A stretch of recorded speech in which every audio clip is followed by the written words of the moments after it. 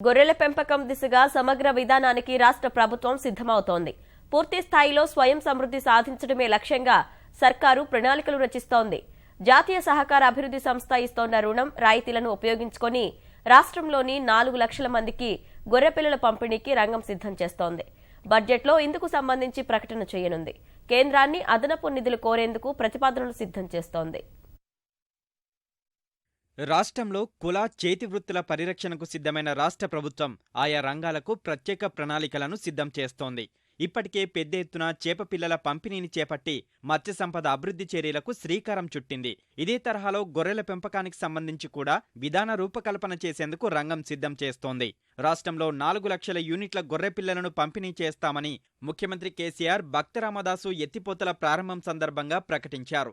ఆదివారం జరిగిన కలెక్టర్ల సదస్సులోనూ ఇదే విషయమై ప్రధానంగా చర్చించిన సీఎం కేసీఆర్ రాష్ట్ర ప్రభుత్వం పెద్ద ఎత్తున చేపట్టనున్న గొర్రెల పంపిణీ ప్రక్రియను పర్యవేక్షించి పథకం విజయవంతమయ్యేలా చూడాలని కోరారు. గొర్రె పిల్లల్ని రాష్ట్రంలోనే కాకుండా ఆయా జిల్లాల సరిహద్దు రాష్ట్రాల నుంచి కొనుగోలు చేయాలని స్పష్టం చేశారు. ఇప్పటికే ఈ దిశగా రాష్ట్రం నుంచి 16 బృందాలు పొరుగునున్న ఛత్తీస్గఢ్, మహారాష్ట్ర, కర్ణాటక, ఆంధ్రప్రదేశ్ రాష్ట్రాల్లో పర్యటించి గొర్రెపిల్లల కొనుగోలుకు అవసరమైన ప్రాంతాలను గుర్తించారు. రాష్ట్రంలోని 4 లక్షల యూనిట్లకు 20 చొప్పున గొర్రె పిల్లలను పంపిణీ చేయాలని భావిస్తున్నారు.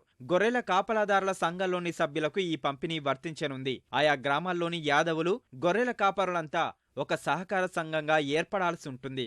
ప్రస్తుతం రాష్ట్రంలో 3,969 సంఘాల్లో 2,24,457 మంది సభ్యులుగా ఉన్నారు. రాష్ట్రంలో సుమారు 20 లక్షల యాదవ కుటుంబాలుండగా 5 లక్షల కుటుంబాలు గొర్రెల కాపలా వృత్తిలో ఉన్నాయని అంచనా వేస్తున్నారు. కొత్తగా సభ్యత్వాలు చేపట్టడం ద్వారా వృత్తిలో ఆధారపడిన అందరికీ అవకాశం కల్పించాలని, ప్రభుత్వ లబ్ధి అందేలా చర్యలు తీసుకోవాలని భావిస్తున్నారు.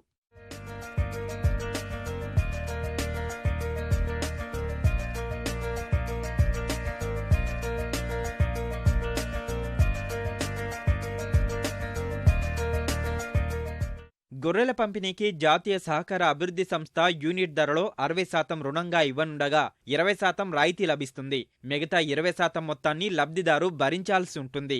రుణానికి సంబంధించి పావలా వడ్డీని రాష్ట్ర ప్రభుత్వం అమలు చేస్తోంది. ఎన్సీడీసీ నుంచి 400 కోట్ల రూపాయలు ఇప్పటి వరకు మంజూరు కాగా మరో 1,600 కోట్ల రూపాయల కోసం కేంద్రానికి ప్రతిపాదనలు పంపేందుకు రాష్ట్ర ప్రభుత్వం సిద్ధమవుతోంది. గొర్రెల పెంపకం కోసం స్టైలో హిమటో రకం గ్రాసం విత్తనాలు కూడా ప్రభుత్వం సరఫరా చేయనుంది.